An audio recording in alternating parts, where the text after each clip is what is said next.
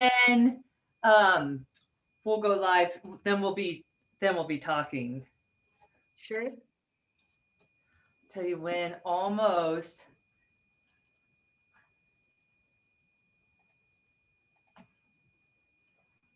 Hello, everyone, and welcome to Hemp Your Health. I'm Christy Thiel, Director of Education at CETA System, and your host. Hemp Your Health is a show about health, healing, and prevention. And we bring on experts that share their expertise, their wisdom, and their experience for the betterment of humans, animals, plants, and the planet. And today's expert is truly that. I want you to open your hearts and minds to everything that she's going to share with us. And I will do the introduction. She's very, very accomplished. Dr. Sandra Carrillo is a specialist in cannabinoid-based medicine. She is the president of the Colombian Medical Association of Cannabis Medicine. She is the professor in charge of the scientific programs of medicinal cannabis at the Faculty of Medicine at the University of Panama. And she is the co-founder of medicinal cannabis clinics called Medican IPS in Colombia. She is a review board member of the American Journal of Endocannabinoid Medicine, and she is university certified through them in cannabinoid-based medicine.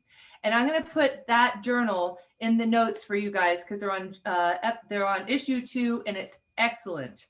She is a board member of the Cannabis Specialists and a scientific board member of the Portugal Medical Cannabis. She is a former professor of the first certification of applications of cannabinoids in clinical practice for medical doctors at CES University.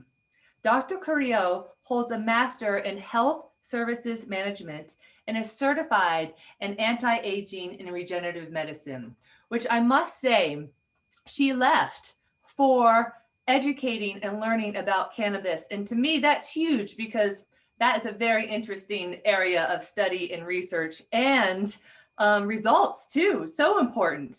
But she felt like this was even more important. So that is really worth acknowledging.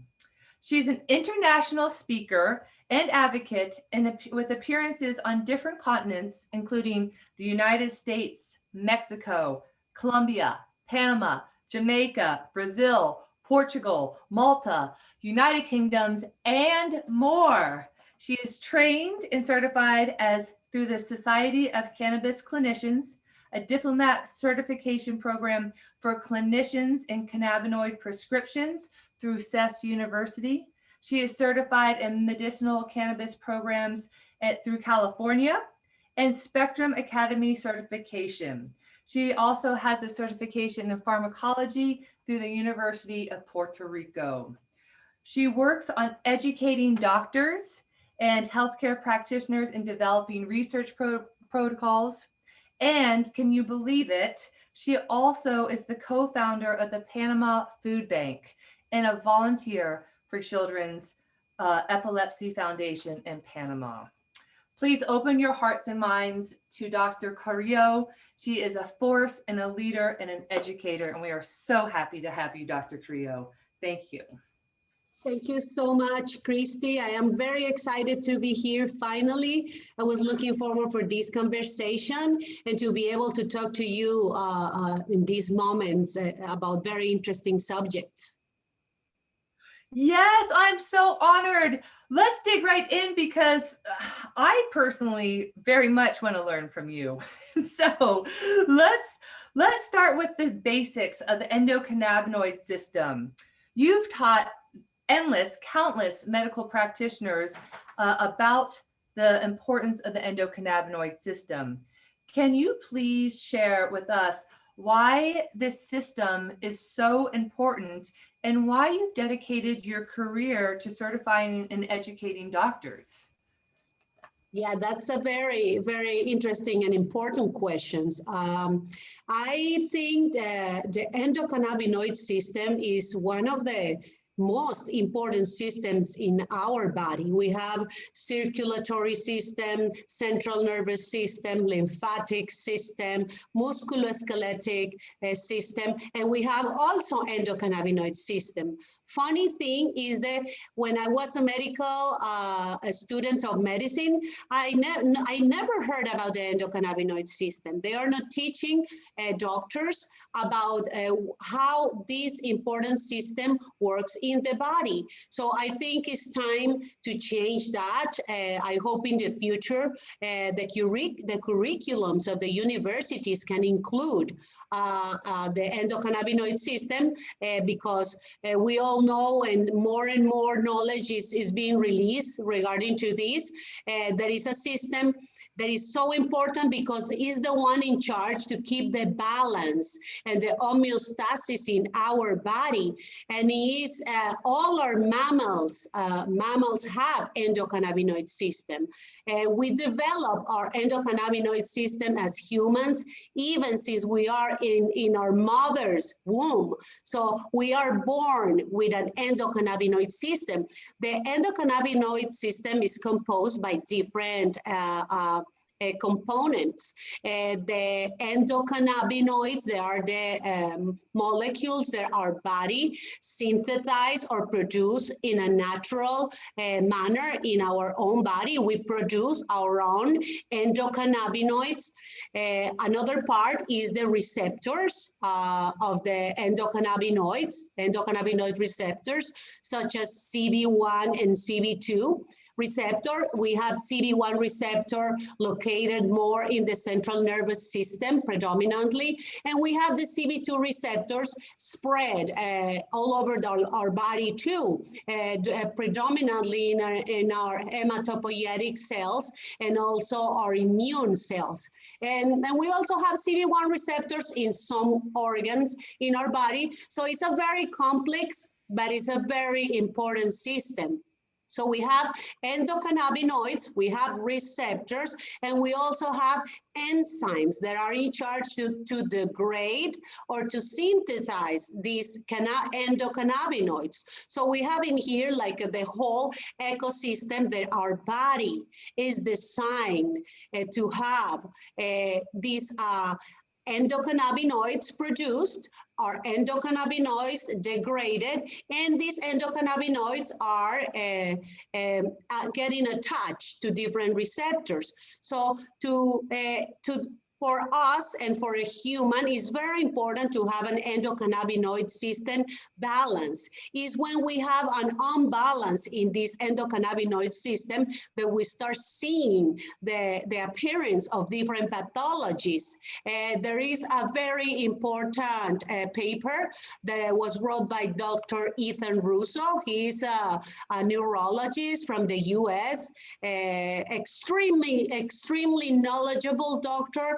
And he reported that there is something called endocannabinoid deficiency. So this is something that us doctors are looking more into detail because patients with chronic disease, such as patients with fibromyalgia, migraine, irritable bowel syndrome, they did this study and they found that usually these patients have an imbalance or a deficiency in the endocannabinoid system. Could be on the receptors, could be on the production of endocannabinoids, could be on the degradation of endocannabinoids. So multiple factors related with the endocannabinoid system can perpetuate this chronic pain syndrome. So it's very important to look at that paper for those who are interested. It was written by Dr. Ethan Russo,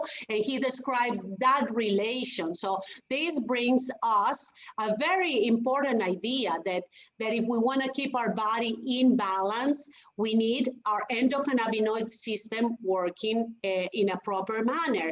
And there we have the phytocannabinoids. There are the products that we're taking from the plant of cannabis, and they have the properties of mimetize the endocannabinoids that our body produce. That is the reason why medical cannabis works with our body, because we have the receptors for those cannabinoids. So we have the ones we produce naturally occurring in our bodies, and we have the ones we supplement when we take medical cannabis in different varieties or in different proportions. So yes, endocannabinoid system, fascinating. I could talk about these hours and hours and hours. I actually have I've been lecturing for students of medicine, nurses, pharmacy, doctor specialists, and these are lectures of 2-3 hours just talking about the endocannabinoid system. So for everybody who is more interested, there is a lot of literature and a lot of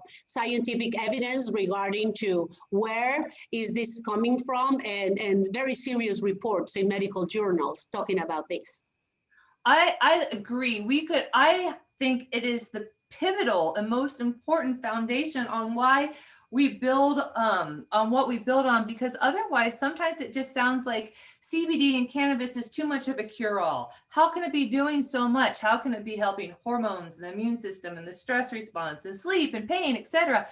It's because of the system and its vastness. So if someone's like, I have fibromyalgia and I have migraines and sleep issues, do you think people need to test their endocannabinoid system, or do you think it's safe to just start supplementing and feeding it? Can we all, I guess what I'm saying, can we assume, especially Americans, because they're so stressed, that their endocannabinoid systems are probably a little deficient? Yes, absolutely. The testing for endocannabinoids is not too like widely available. It's actually something that has been done on a research standpoint, like for studies specific. But I hope and I wish that very soon we will have a rapid test that it will tell us if we are deficient or not. But you can tell because, as I said in this paper of Dr. Ethan Russo, is a very well-respected doctor, he's pointed at something so important like that. They usually, patients with these chronic pain syndromes, they found that they have these deficiencies. So in the middle of the time that we have these rapid tests, I think it's worth it for the patients. They have all these pathologies or symptoms to consult the doctor and see what is the diagnostic is.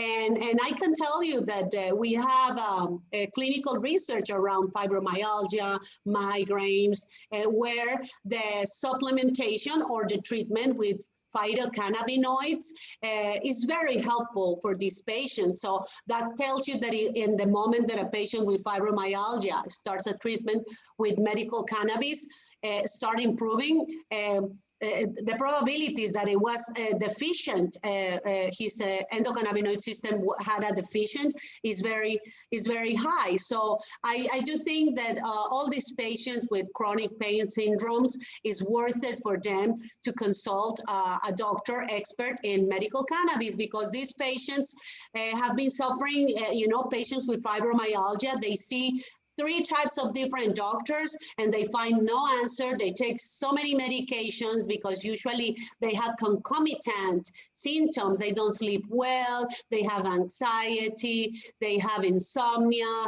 they have the pain all over their body. So they are in polypharmacy. And sometimes you find that these patients just with medical cannabis can improve their quality of life in a very significant manner. I do believe that doctors that use medical cannabis can work in a multidisciplinary approach with other specialists.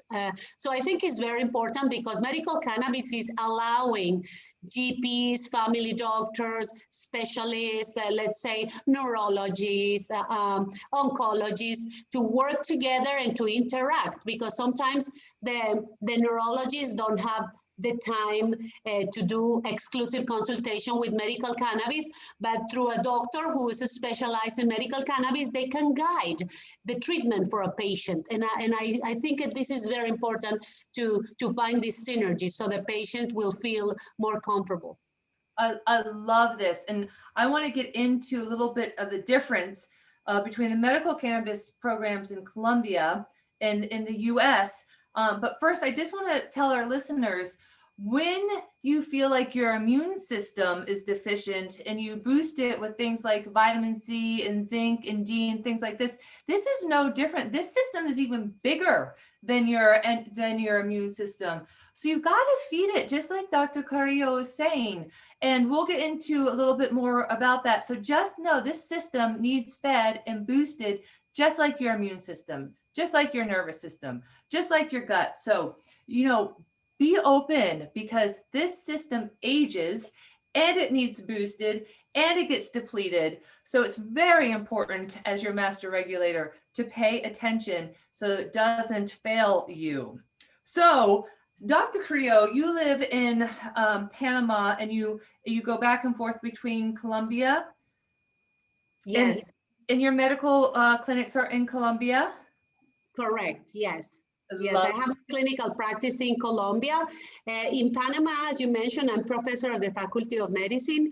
We have been doing a lot of education for doctors, healthcare practitioners, and even the regulators, because we don't have medical cannabis legalized in Panama yet. And as you always say it, education is the key. And I think through the education, we can destigmatize medical cannabis. So in Panama, we've been doing a lot of education and advocacy. I've been working with the senators of the National Assembly for the past 2 years, trying to make the bill, to pass the bill 153. The one who's looking for legalized medical cannabis in Panama. We already passed the first debate. We're missing 2 debates. Hopefully this week or next week, we will go for second debate. So I am very optimistic in Panama that we will have medical cannabis legalized very soon.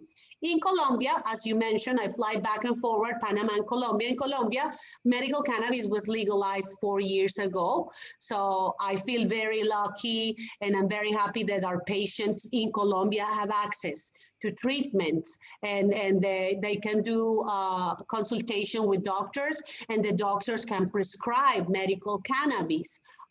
If you want, we can talk right now about the difference maybe in Colombia. The doctor prescribe medical cannabis. I know in the States, the doctor recommends medical cannabis.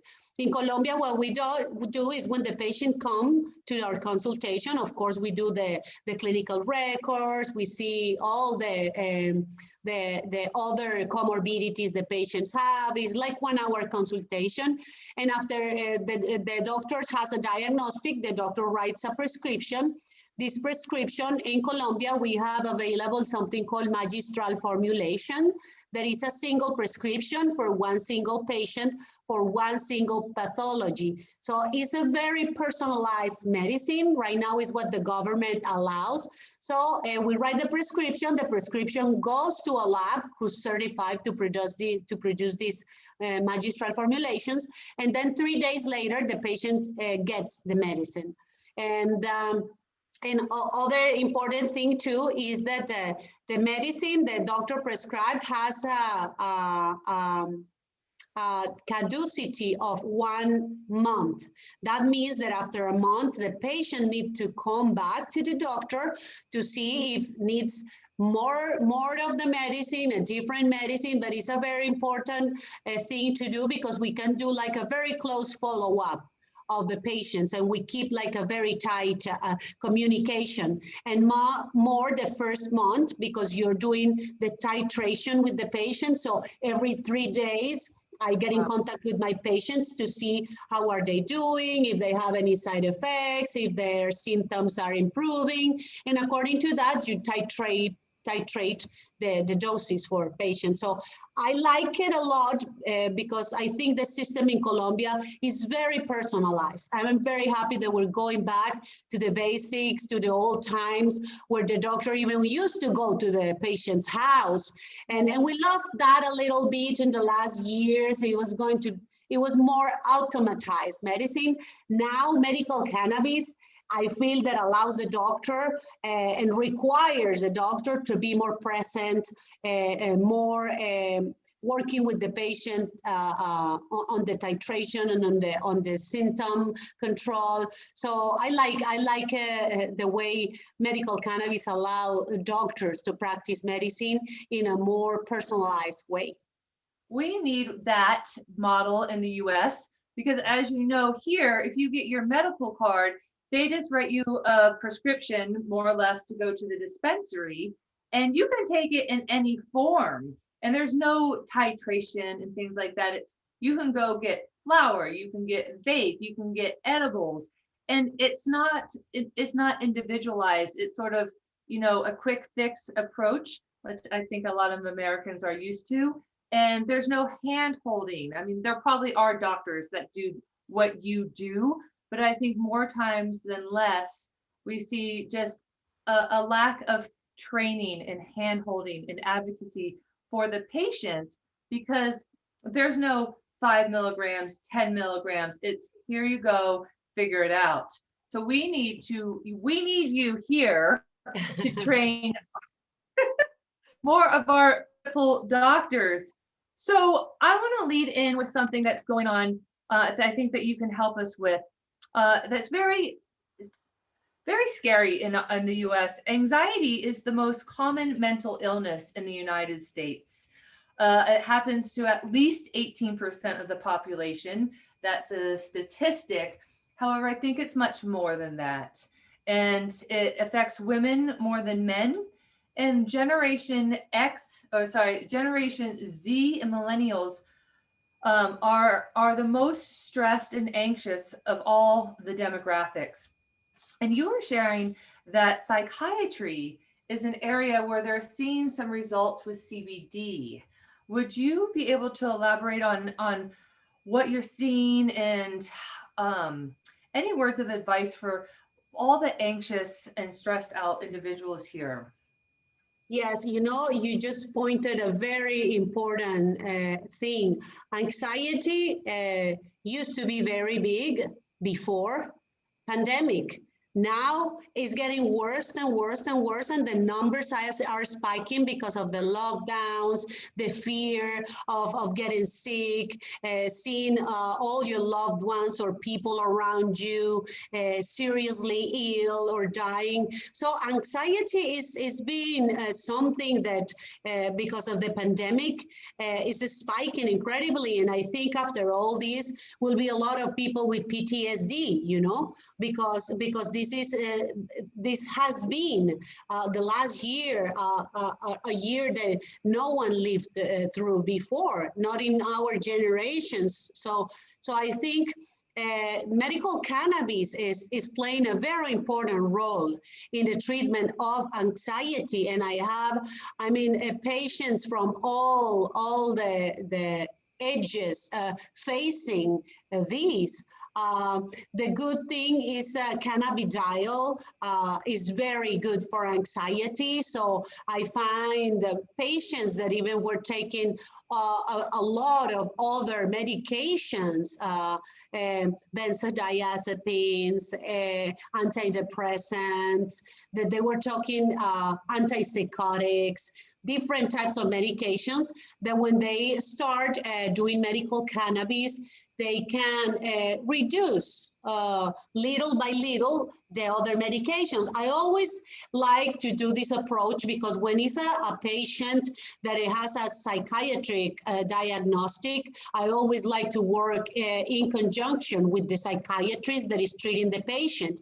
I never advise a patient, oh, stop the benzodiazepines, stop that, because those medications, you cannot stop them like suddenly. You have to do a progression of reduction in the middle of the time that you are including little by little medical cannabis. And I always tell the patients talk to your psychiatrist, tell them that you will be interested in this in medical cannabis, and let's do a plan together to help you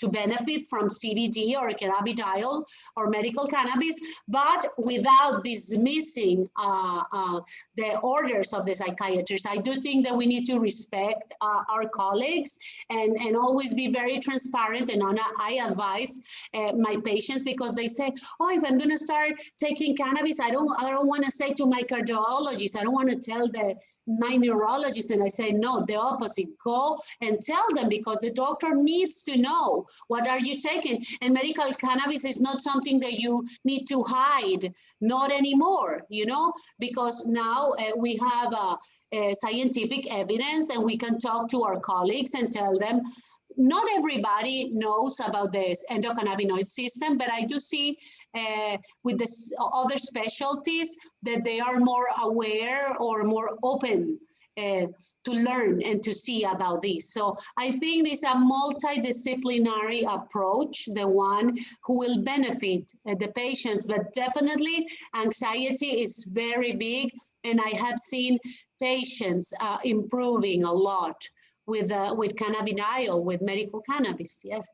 Oh, I love that, because I agree. The anxiety isn't going to decrease anytime soon. So in the US, when we talk medical cannabis, it almost always means high THC. Going to the dispensary and just, picking from the huge choice and selections there. So in the US, we have medical cannabis and we have hemp. And there's these two clear lines, and they're not they don't have a lot of crossover. So in Colombia, how is medical cannabis defined? Well, in Colombia, medical cannabis is, I'm going to give you an example. We have products that are rich and very high content in CBD. We have, let's say, a ratio that is 20:1, that the equivalent will be 30 milligrams of CBD and 1.5 of THC per milliliter. So it's a CBD rich. We have the balance ratios that is 1:1. Will be like in a specific case, like 13 milligrams of CBD and 12 milligrams of THC, but per milliliter. But this will be like the balance formulation. And we have the THC rich ratio that it has the 20:1, that is 20 THC and 1 CBD, the opposite. So we have these different spectrums, and we have 6:1, 4:2, different combinations. Right now, we have like 4 or 5 different products. We don't have all the variety you have in the States, that you can find different cannabinoids, wider variety of terpenoids. In Colombia, we are more limited, but as I said, at least we have some regulated medicine, and the patients can have access to a safe treatment that is controlled by the government and controlled by a doctor, because it is just through the doctor prescription that the patient can have access. Right now, products made of hemp are not in the book. The government is still thinking about what's going to happen with the nutraceutical or wellness products. Right now, they are not allowed in Colombia. It's just medical, as I said to you, CBD rich, balance, or THC rich, different ratios of chemobars. I love that, because it's very confusing to Americans. So much so we have endless choices, and our labeling isn't always accurate or honest in a lot of the supplements. And certainly the way that marijuana is grown is not always safe in the US too, because heavy pesticide use and growth factors and things like that. So people have to be really careful here when they choose to go high THC, that it's safe, that it's clean, that it comes from an organic source, because we do have people getting sick from the pesticides and all that stuff. So I think hopefully what we'll see in the US is stronger regulations and safety standards. Yes. Which I want to go a little bit deeper into the wellness market and how you, let me read my question because I can't really think of what I was saying here. In the US, we have a big wellness market. So that's pretty much where our hemp company sort of partners with, is, preventative and healing and things like that, how CBD works, a full spectrum.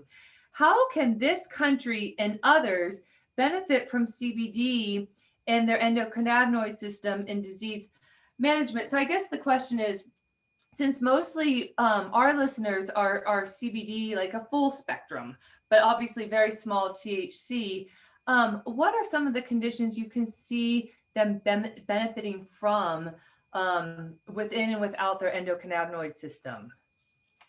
Yeah, well, it's very wide for wellness. I think the market is going to be even bigger that for medical cannabis. And I mean, I am a doctor, and of course, for me, I will always go towards helping the patients with pathologies with medical cannabis, but the wellness side is incredible, because as we all know, medical cannabis and the hemp derivated products with high CBD, very little amounts of THC, or maybe the broadest spectrum too with no THC. They have a lot of benefits for wellness. It's neuroprotective. Because CBD, even if it's coming from hemp or whatever you want to call it, is CBD. So yes, it has all the benefits in wellness as an anti-inflammatory, anxiolytic, neuroprotector, and all these properties that even some patients that have insomnia, the root of the insomnia is anxiety. So even just with CBD, some patients sleep better because the anxiety is gone, and not necessarily they need to use THC. There are situations that they will need the THC, but I do find very interesting the role of hemp derivatives in wellness, and all these products with CBD being broad or full spectrum. Myself, I'm a lover of the full spectrum, because I do think that I do believe in the entourage effect 100%. Isolates are not my favorite products. I mean, I know there's doctors that like to use them, but for me, I am a full spectrum doctor. That's what I prefer, and that's what I have seen works better, even in different pathologies. There's studies that even in epilepsy, we know we have medical cannabis product derivative, Epidiolex, that is isolate purified CBD, and we have the evidence, and it's FDA approved. It works for refractory epilepsy. But even in some studies, they've been proving that when you use a full spectrum formulation, these patients with refractory epilepsy need less doses than when you're using an isolate. So in here we have what the entourage effect is doing, the terpenoids, the other cannabinoids, that they give the body that boost that you need, instead of having very high doses. It doesn't mean that Epidiolex is not good. It's really good, and they have sufficient evidence that it works. But yes, I have the parallel, and I like full spectrum a lot too. So I do think the wellness side is going to be huge, and it's in development.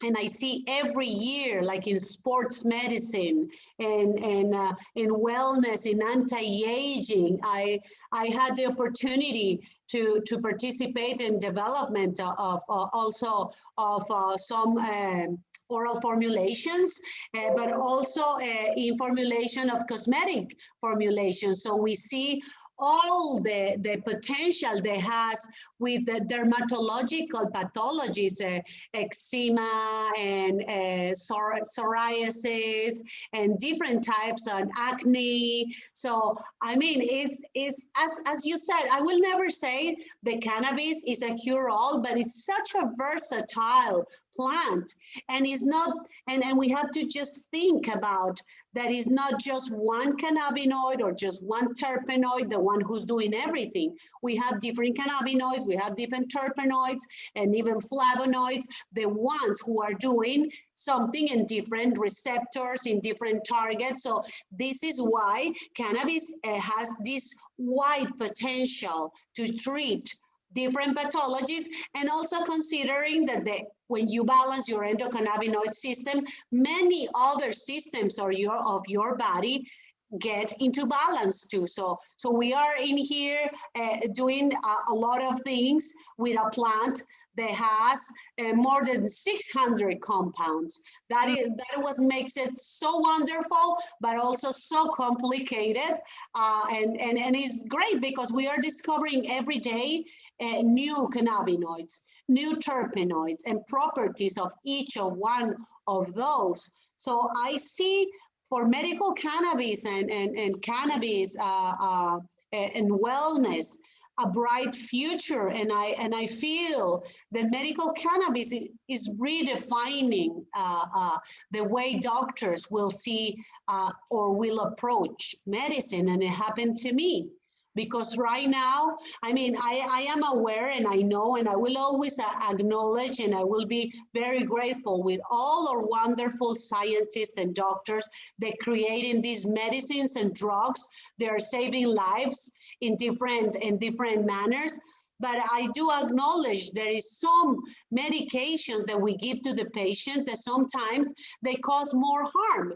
So through the medical cannabis, we are finding ways to balance that. There is medicines that will never be replaced for medical cannabis because they have their targets and their purpose, but there is some medicines that will be replaced for medical cannabis. So it's fascinating what we're facing right now. Sometimes doctors are scared and say, oh, don't talk about that, don't say that. But you know, if you are backed up by scientific evidence, you will be fine. I always, when I do treatments and now we treat patients, I want to make sure that what I do for them is safe. And we have the backup of scientific evidence, like different levels of studies. But I think for doctors, it's very important that we have the opportunity to be able to help the patients through this amazing medicine. I think it's pivotal. And I want to just reinforce exactly what you're saying, that isolates don't happen in nature and we heal in communities. And so what that means is that your body is actually community, and it's not one molecule, whether it comes from a prescription drug for some purposes, or a cannabis plant, that's going to really do the deep healing. We need nature, we need the full plant. And even though we see benefits, I think this is a sign that the endocannabinoid system is so thirsty that almost anything will work at this point. You know, you can still get, I don't advocate for bad food, but you can, if you're starving, you're still going to get benefits from poor food. But fuller plant, incorporating the whole system, is always going to be a little bit more beneficial. And that a doctor was explaining to us last week that the science is catching up with the wisdom. The wisdom has been around for a long time, and now we're just using science to quantify it, to explain the receptors and what it's doing, and the vastness of where it's working, which is huge. But this is really important. And for everyone listening, please listen to Dr. Carrillo, because she's saying go advocate for yourself. Don't be afraid to talk to your doctor. And we'll wrap this up here in a second. I want to ask you two questions. If someone's scared to go to their OBGYN or their primary care physician, or maybe their pain specialist or whatever specialist, they're getting benefits from whether it's hemp or cannabis that they're taking, where should they go to find resources to share with their doctors? Obviously, you guys can come to me, but where, if you're not coming to a doctor or like Carrillo or, where, like, is there a place on the web that they could go look for good evidence and science?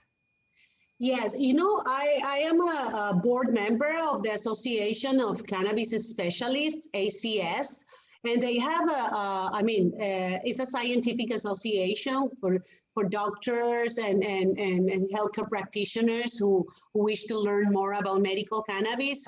So you being part of a scientific association is good, but also they have in their webpage information regarding to the latest studies, the most relevant studies. So there is sources of reliable knowledge.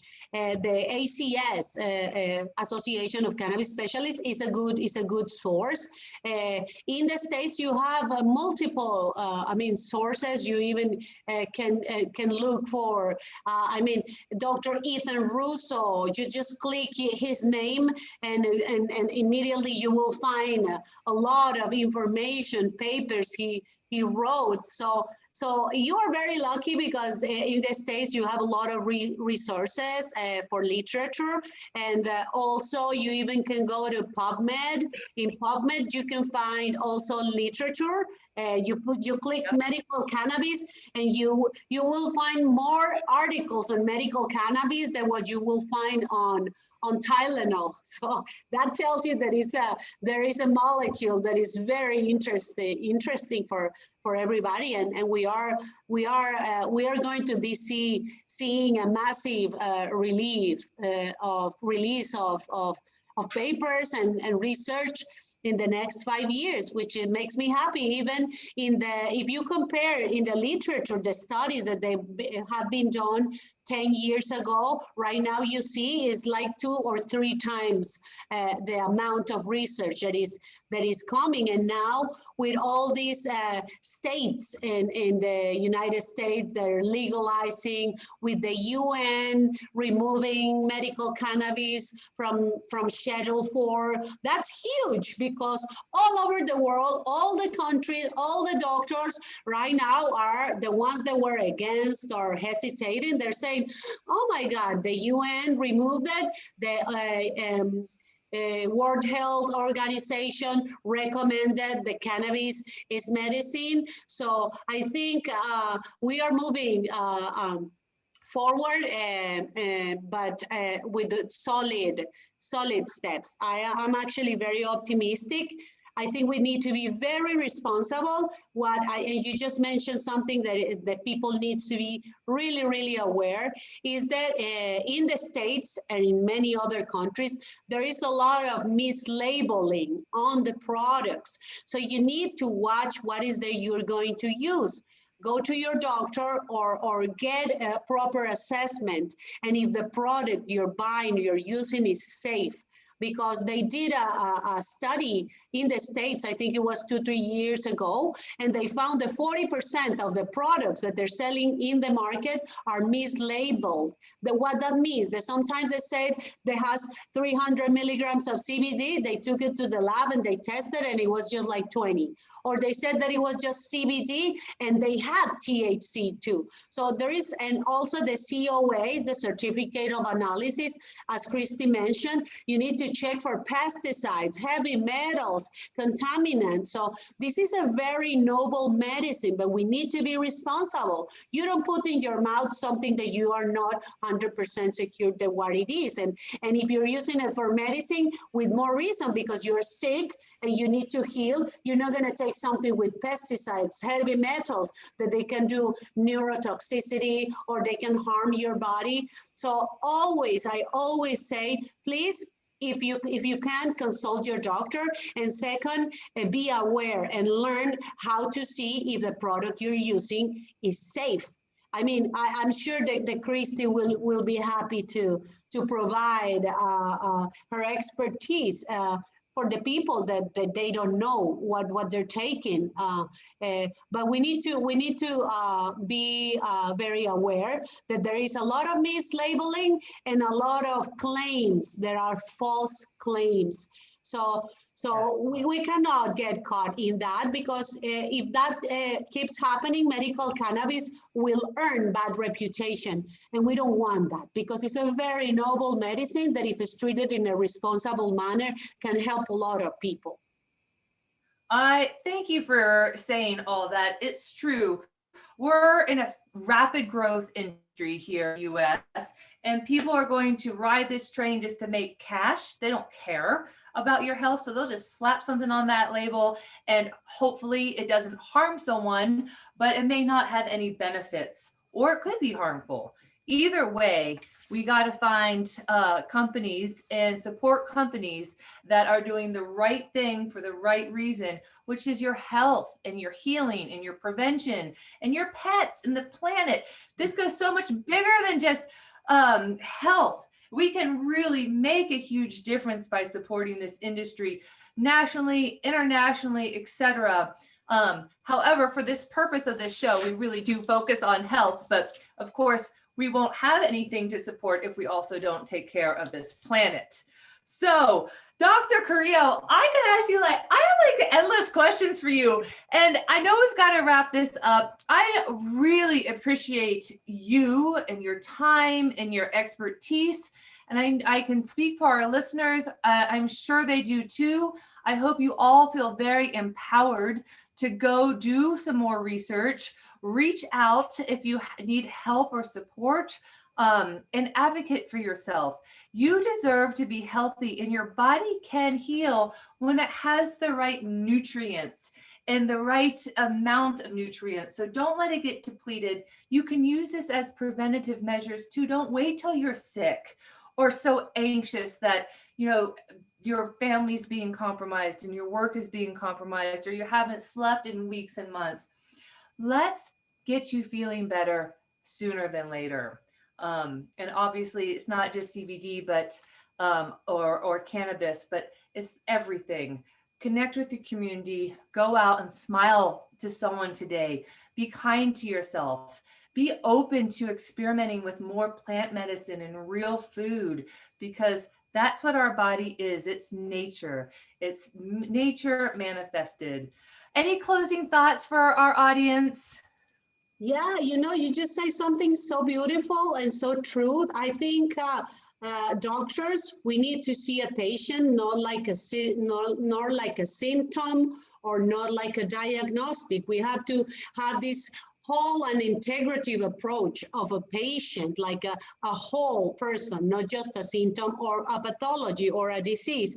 And part of this holistic or integrative approach is, and I do this in my consultation, when a patient comes, you have to not just say, you have this pathology, take that medicine, let's talk in 1 month. No, you need to talk to the patient and see, because all the factors, environmental, mental, genetics, all these things affect the balance of your body. So I do always encourage people, there is ways to boost your endocannabinoid system, to make your own system to be in balance, such as exercise, breathing. If you have any spiritual practice, have a practice, laughing, as you mentioned, laugh, dance, all those things, they boost your endocannabinoid system. They help you produce more endocannabinoids, and there's some nutrients such as omega-3, omega-6, some seeds like almonds and other foods. So you eat healthy, the way you live, the positive way you see yourself. You have to take care of your body, not just with medicines, with meditation, with breathing, with eating healthy, with exercising, with loving, laughing. So it's a whole holistic approach that we have to give to our body. And as you said, you need to take care of your own body. Doctors, they do what they can with medicine, but you need to love yourself and take care of what you eat, how you sleep, how much you smile, and get rid of all the negative things that influence your body. We know that. So it's very important for me as doctor, the holistic approach. And I always tell the patients, you need to eat well, you need to exercise, you need to have fun and enjoy life in a positive manner. So all that is very important for me and is very important for the patients because we need to love ourselves and take care of our body, not just with medicine, it's just with the other things that are so important. Vitamin L. Make sure you get yours today. Vitamin L. It gives me great joy that you are certifying and working with so many doctors because we need hundreds of thousands of you in the world. Thank you so much for being with us today. Thank you, Christy. I am very happy to be here, and thank you for all the people who's been listening to us. Till next week, everyone, go hemp your health, smile, get your vitamin L, and we will see you soon. Thank you, Dr. Carrillo. Bye, take care. Bye-bye.